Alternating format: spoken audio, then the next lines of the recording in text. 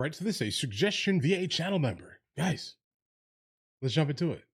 I'm moving out. I'm not trying to stay here any longer than necessary. I just have a hard time packing. She hasn't paid her portion of the rent in almost 3 months. God, the first eviction hearing got dismissed on a tiny paperwork technicality by the landlord. That gave her 2 weeks to either clear things up or clear out. Welcome. Now we're back, and when reality sinks in, her last-minute move reveals a lot. That's wild, dude. Live your life. Representing SZ Waco. Happy for you. Apartments, The Grove at Waco. Is that Desiree Chan? This is like the final boss or something, guys. Is that correct? Yes, sir. Yes. You, Miss Chan, on behalf of the Bangs. apartment complex, indicated in your petition, which is a sworn complaint, that the defendant, Miss Brown, defaulted in the terms of her lease by not paying rent. At the time of filing, you indicated that she owed for November's rent, and that was $439. With that being said, we're going to have both parties sworn in, and we will proceed on with today's case. Raise your right hands. Do you solemnly swear and or affirm to tell the truth, the whole truth, and nothing but the truth, so help you God? Yes, sir. All right. And so what's going to happen next, ladies, I'm going to give you, Ms. Chan, the opportunity to speak first. You know, it's up to you to provide proof to me that the defendant, Ms. Brown, did default in the terms of her lease by not paying rent. It's also up to you to provide proof to me that you comply with all the laws of this state as they pertain to evictions. Now, while Ms. Chan is speaking, I'm going to ask that you, Ms. Brown, refrain from interrupting her. I need to make sure I hear everything that Ms. Chan is stating. Okay, Ms. Brown? Yes, sir. And afterwards, once Ms. Chan is through, I'm going to give you, Ms. Brown, the opportunity to defend yourself. It's going to be up to you to provide proof to me that you should not be evicted for whatever legal reasons you can deem so, approve so. Okay. And while you're speaking, Ms. Brown, I'm going to ask that you, Ms. Chan, refrain from interrupting her so I can hear everything that Ms. Brown is stating. Okay, Ms. Chan? Oh, I'm going to interrupt both of you. But it's okay. All right. With that being said, are there any questions before we proceed on with today's case? No, sir. Okay, Ms. Chan, you may proceed with your case, ma'am. Yes, sir. So I have a lease agreement dated July 22nd for a monthly housing installment rate of $659. There is a concession of $220. And the government is helping pay. Rent owed $439 per month. Okay. We do need to amend our petition to ask for November and December's rent, please. But outside of that, and she's behind 2 months, is what it said. Document, going until the end of July 2026 or July 21st, 2026. This was signed by us. The last payment we received for this housing installment was October.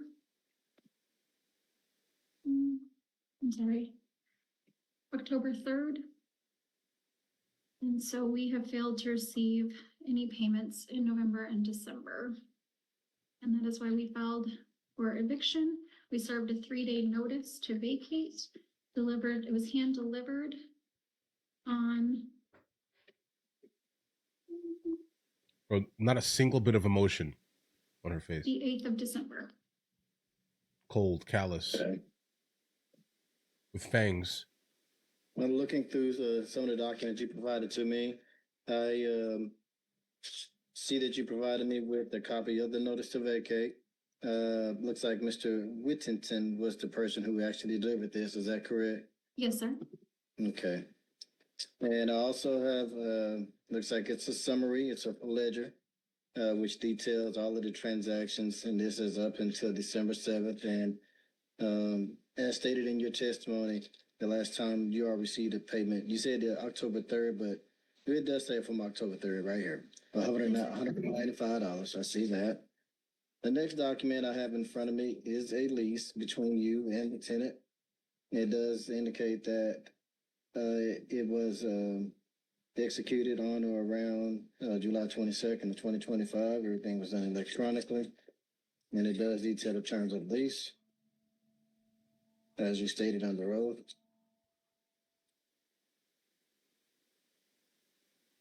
All right. And anything else before I move on to the defendant? No, sir, just that we have not received payment as of right now, and we are seeking eviction. Okay. All right, Ms.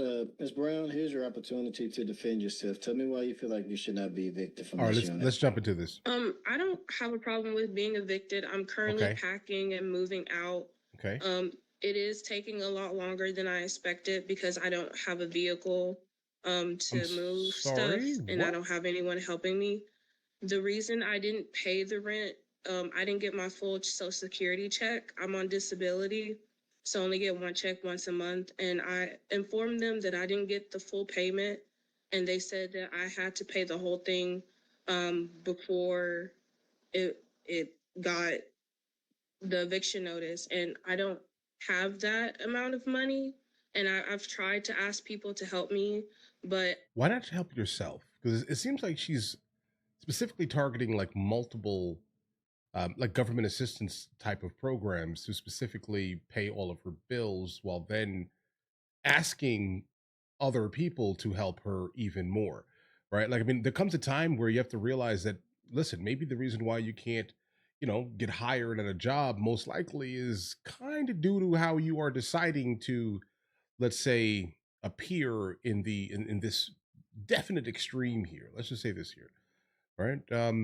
It could be that here. I'm not trying to judge her or anything like that, but just understand this here. That could be why you're not being hired. They're not telling you that, obviously, right? But just understand that's a problem, guys. I don't have that much family, and so I'm moving out. I'm not trying to stay here any longer than necessary. I just have a hard time packing because I don't have any transportation. The car that I received from my mother when she passed away, the tags are out, and I don't have a driver's license. So, Ms. Brown, have you been here before? yes, sir. I was here. What? Couple of weeks ago, maybe like 2 weeks ago, but the situation hasn't changed for me. I don't really have help. My fiance works every day except for weekends. There are two adults Ms. Shin, what happened with in that the case about house? 2 weeks ago? I think it's because they didn't give me the eviction notice the right way, so we The had right to. way. Okay. Yes, sir. Okay. So right this time way. around, they did give you proper notice. Yes, Okay. sir. All He right. did hand it to me. Okay. That was the problem last time. So I didn't mean to stop you, but Oh no, it's okay. Groundhog Day. I heard this your response from the last time, and it again. I heard it. So Yeah, I didn't there's expect no that really either, bro, difference. at all. It's just that you're just having a hard time getting everything moved out. I heard Yes, you telling me about your fiance and about your financial situation. I was just wondering. I said, I know I heard this case, before, but now, I remember what happened. Yes, sir. Okay, But all right. that's the only thing. Like, I'm trying to get out as soon as possible. I don't have any funds to pay the rent. I didn't get my full check this month. What about your All fiance? the money is going towards working on the RV that we have. But other than that, I'm trying to get out as soon as possible. Okay, but if you said all of the other money is going towards working on the RV that we have, that is wild, bro. So you're telling me that you do actually have some type of funds, but you don't want to allocate those funds specifically to pay for the residence that you have been utilizing that you do not own, that someone else owns, and they had to basically pay for you to exist in there, while your only funds went to repair an RV. Guys, come on. Guys, okay. Got it. But this is why empathy is dying across the planet, bro. It's hard to listen to things like this.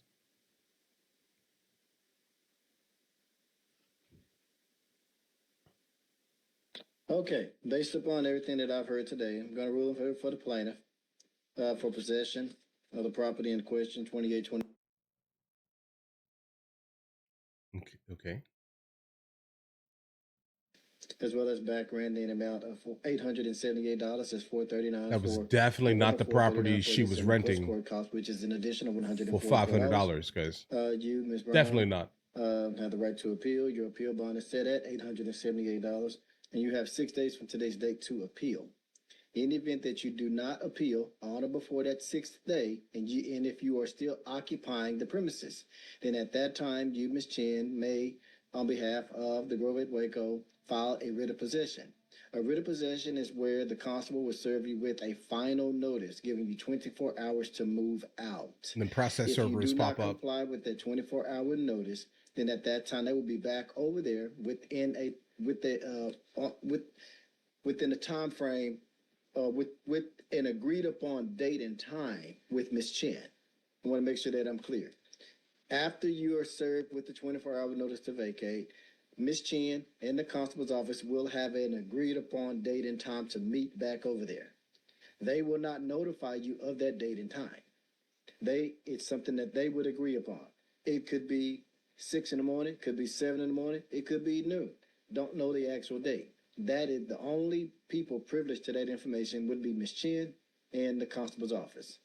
And so you may get a surprise, and the constable is going to be there, and they're going to make you come out. And then at that time, the maintenance personnel will be able to safely and peacefully remove all of your personal belongings from inside of the unit and place them outside of the unit.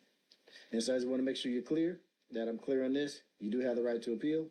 If you do not appeal, the right to appeal, and you do not honor the notice given to you, the right to appeal has been filed, then the constable will be back over there to execute it. Do you understand, Ms. Brown? Yes, sir. So I have 6 days to get everything out. You have 6 days to appeal, and if you're still staying there after the appeals date has expired, the constable will give you a 24-hour notice to move out. And is the so basically appeal she's going to be like, oh, 7 days. The back rent, or is just to? The appeal is disagreeing with my judgment today. That's okay. What the appeal is. Okay. Any questions? I do have a concern because they told me that my rent that I would owe was close to $2,000. If I had known it was only $800, I would have found a different way to pay it. But they told me. Let me explain. I do not award late fees. I do not award utilities. Mm-hmm. And any other fees that may be charged upon you, that's something that I do not honor in a judgment. The only thing that I can honor is the back rent and court costs. So whatever that's not really that fair, guys. Telling you actually owe them, that is purely between you and them. However, the judgment legally can only be for back rent and court costs, and maybe attorney's fees. Okay. Okay. If I would have known that, I would have. Did you not hear? 800. I had. Did you kick her out right now, bro? She's not listening. The 800. Kick her out. You're not understanding. This is ridiculous. Okay. Let me see if I. So here's what I'm trying to say. It slow. In court, the judgment is only for back rent and court costs and maybe legal fees, but the amount you actually owe them is totally different. Okay. Okay. So what you actually owe them is more than the judgment amount. Okay. So they're still losing. So even if you would have taken $878 to them, you would have still been evicted because it's not what you actually owe them. I can only grant them judgment for back rent and court costs, not for late fees, not for utilities or any other fees that you had agreed upon in your lease. Okay. All right. Okay. That's so crazy, bro. That's so crazy. That being said, judgment fair for the plaintiff. Yeah, I mean, I guess the judge is just like, hey, listen, I get it. You racked up an entire like crazy bill here. You're still utilizing the utilities, right? And the owner of the actual property themselves, they're going to have to not pay the utilities, but we're not going to award at all the utilities. We're just going to award for them the money from the rent minus the money that the federal government was basically paying also along with your rent. Guys, that's crazy, bro. It gets really hard to still be moderately like super like empathy heavy in scenarios like this, specifically when you see them in court here. Don't get me wrong here. There are some cases, right, where it's just like, slightly different. But I will say, if anyone has to pay one singular day, right, for you to be maintained in a property that you're no longer paying for, you should not be in that property.